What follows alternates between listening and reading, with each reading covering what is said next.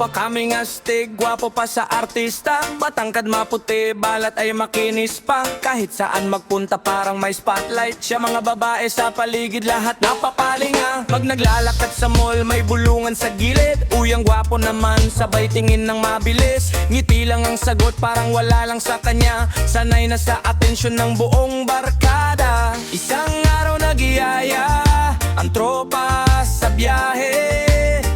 Thailand daw ang punta, walang iwanan sa tropa Oh Thailand, anong ginawa mo?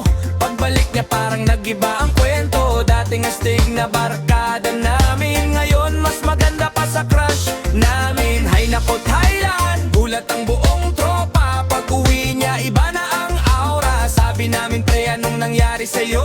Ngumiti lang siya, sabi surprise sa inyo. Gabi-gabi raw sila sa barat nightclub. Sayawan hanggang umaga, walang pahinga sa mood. Isang buwan na ligaya sa bangkok na lungsod. Kwento niya puro saya at kulitan ng tropa. Pagbalik niya sa airport, todo sa lubong kami. Pero parang may kakaiba sa aming napansin. Mas mahaba ang buhok at mas kinis palalo. Napatingin kami sabay sabing, uy parang bago.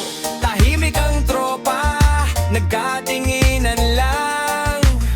Tapos sabay-sabay kaming napatawanan lang. Oh Thailand, anong ginawa mo?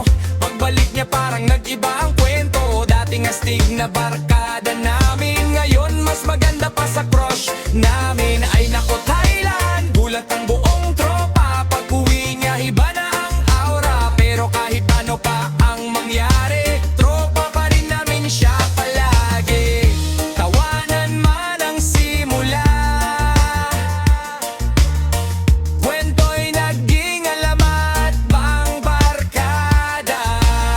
Pero sa dulo ng lahat ng biro, tropa ay tropa pa rin. Kahit ano pa ang trip mo.